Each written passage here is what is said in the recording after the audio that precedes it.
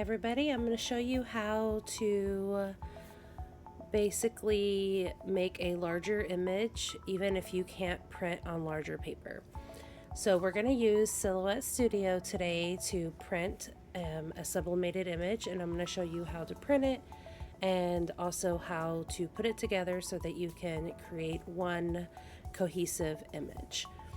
So first what I'm going to do is, since I'm going to be printing on an 8.5 by 14 piece of paper, I'm going to go ahead and I'm going to change my Cameo setting to my cut mat being a 12 by 24.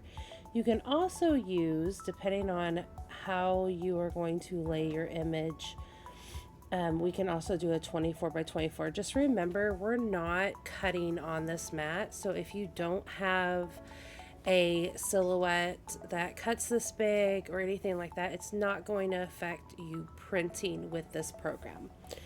So I'm going to go into custom. So the media size, they do not offer an automatic size that is the size of the paper you're using if you are using an 8.5 by 14. So we're going to go to custom and we're going to go ahead and put 8.5 inches wide by 14 inches long, because that is the image that I'm going to use.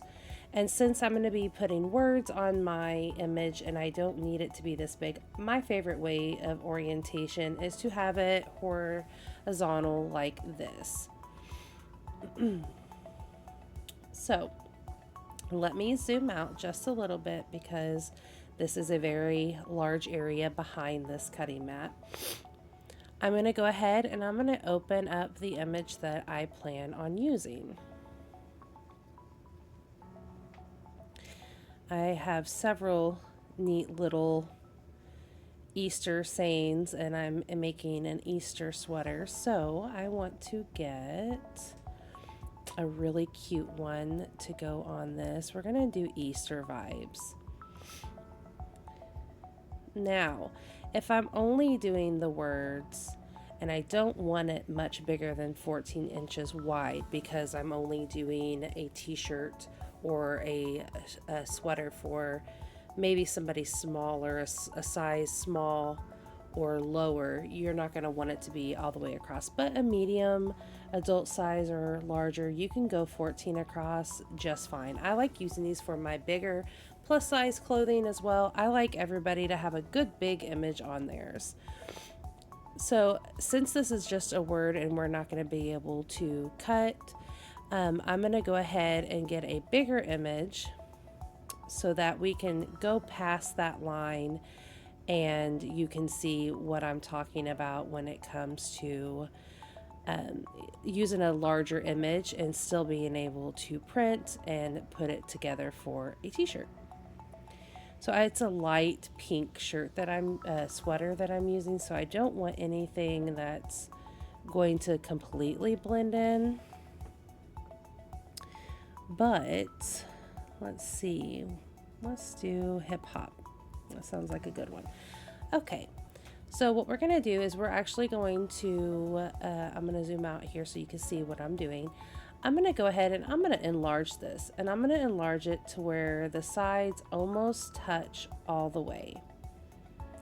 And before we move on, we are going to, obviously, since we are going to be making this a sublimation print, you do want to mirror the image. So we're going to mirror it horizontally since that's how we have it. And you see how everything is inside the guidelines. There's nothing passing those guides. That's what we want. The other thing we need to make sure of is, even though this is cutting it off, it's going to make two prints, and what's in those guides is what's going to print. So we want to make sure if we move this image up, is it still going to cover this whole image? So what I mean by that is, let's say that we're going to use this part of the P as a guideline. We know it's going to print all the way to that P. When I move that P up, is it going to print everything above that P and down? Yes. Okay, let me show you an example on how that would not work. Okay, if my image was distorted like this, and I have the top of my image here and the bottom is here, and I pull up, it's going to cut off this part of the image. Okay, so you want to make sure that your image fits in it, half fits in it, and the other half, and you want to have an overlap. See how I did not pull this down to where it's just the bottom and then I'm only cutting the bottom? We want this little bit of overlap, and I'll show you why later.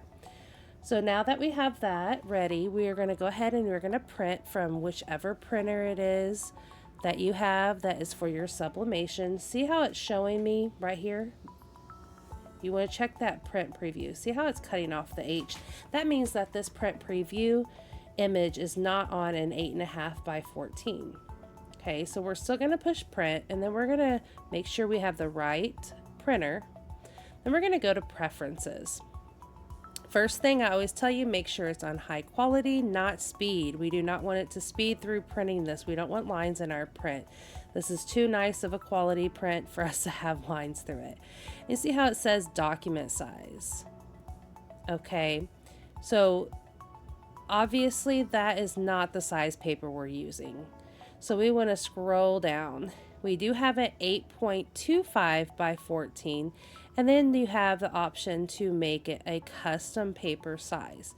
So we're going to click custom paper size. Okay. Then we're going to click OK. Usually what I do is if I don't do the custom size, what I like to do is, even though I'm using an 8.5 by 14, if I clicked on the 8.25 inches by 14, it will still work. What you want to do is you want to apply. This is how you can check if what you're choosing is correct. So let's go back, and I'm going to go ahead and show you what it would do if I choose custom size. And then I'm going to click apply. When you apply it, you want this image to change. If this image does not change, then it has not been applied correctly. So we want to go back to preferences. And I'm going to go back down, and I'm going to say, okay, you know what? I'm going to go ahead and do the 8.25 by 14. And then you're going to click apply.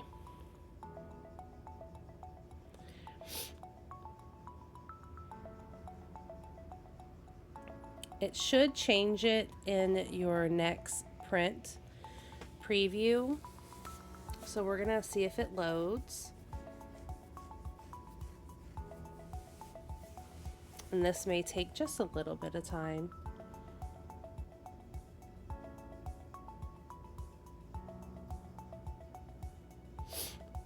And once it's ready, it's going to show it's going to come out. Okay, and then once that's printing, you want to move this up, and we're going to look at this bottom piece being our bottom. Or you can look at this piece. I like to use the top pieces here, because I know if I at least get this, I have a good overlap. So we're going to follow that up and make sure that that is close to the top. You know, you don't want to waste too much ink, but you still want a good overlap. And we're going to go ahead and we're going to send that through. I will tell you this. See now how it shows it all? It tells us that we changed to the right page setting. So now my print preview shows this. I will tell you, if you change your page, you want to change your preferences if you're not going to print with the same size. So if you're going to constantly change it, flip it back and forth, do it. I like to try to print all of my 8.5 by 11s at one time, and then I change it and I apply the new. So you always want to still double check, even though we put high quality, always double check, make sure that high quality is on, make sure everything's set up exactly the way you want to, and then we're going to go ahead and print. And see how the guidelines are still there. You know what I was saying on 8.5 by 14, the 8.25 is not too far off because we do still have that really good margin guide. Once that's printed, we can move on to let me show you exactly what it looks like on the paper.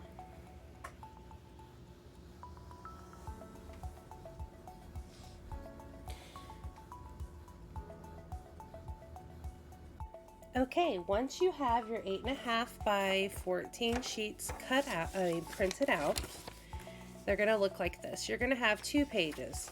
Remember how we kind of left part of the bottom part of the image to make sure we had something to overlap onto this piece. So obviously this is not one whole cohesive piece, but we are going to make it one cohesive piece, and I'm going to show you how. First, you want to see where we overlap. So if you notice, if we cut only part of this top of the P off, there's still part of that P available. I don't like to completely cut it off. So what I like to do is, since there's this bottom half is a full cohesive piece, and I have parts of the top half on it. See, we have part of the butterfly and everything on it. What we're going to do is we're going to cut this top piece. So we don't want to cut too far up or down. So we just want to cut, I'm going to cut right about underneath the piece that we already have. And I'm going to show you why we want to do that.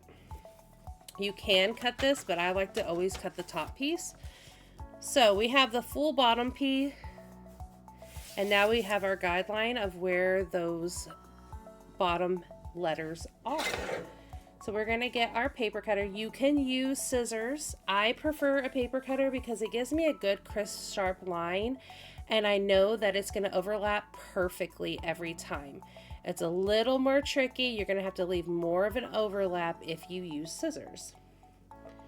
So I want to cut right below one of the ear on the opposite side. Let me kind of pull you up here. There we go.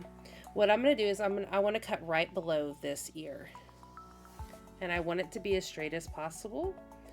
And we're just going to cut just like that. It's going to leave a little piece off. And as you notice, there's still bits of pieces of that bottom image. And this is going to help you align it. You're going to need heat transfer tape.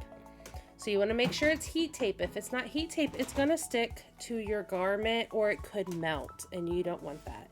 So we're going to go ahead, and I'm going to move this back so we can see it better. Here we go. So we're going to get our hop, and now yours will be mirror imaged. Right now on my computer at this moment, my camera is not showing it mirrored because I have it mirrored for when I'm streaming. So you're going to get your image, and you're going to put that bottom half of the image down first. And let me bring my light a little closer.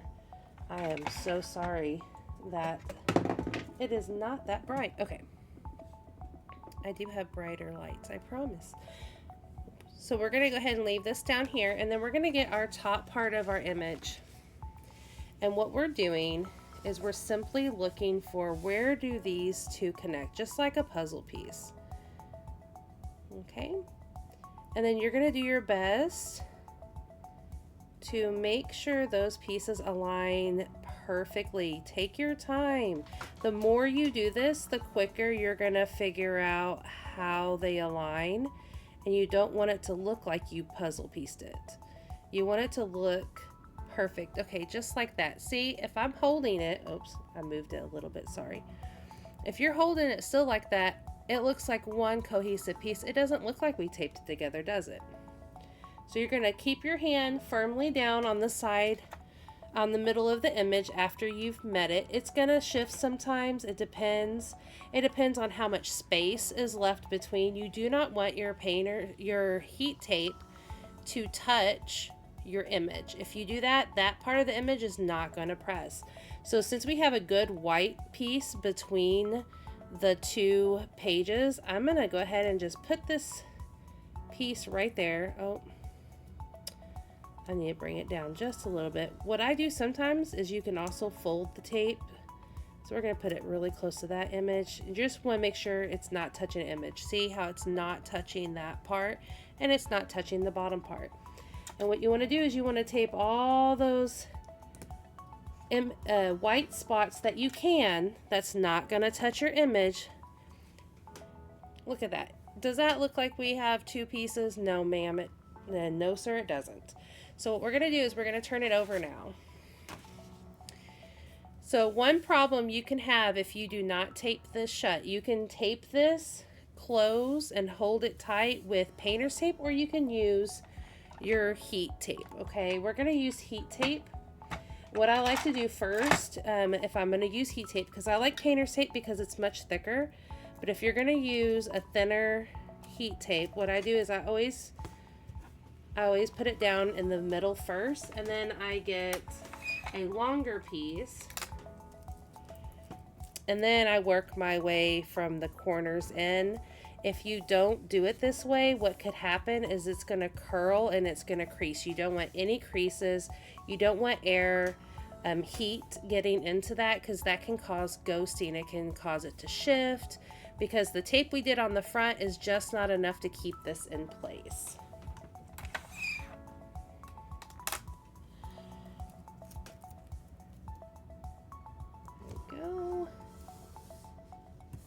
Awesome. See, now we have each piece taped together. It's not going to come apart when I put it on my garment. And look at that. Look at that. It's one cohesive image. We have a nice 16 by 14 image to put on a nice big sweater or t-shirt. I like this process because when I'm making bigger shirts, the image always seems to be the same size and the shirt gets bigger. Why not have your image get big like your shirt, so everybody has a good cohesive look on them?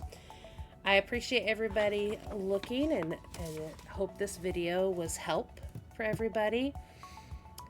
I hope everybody has a great day, evening, night, or morning.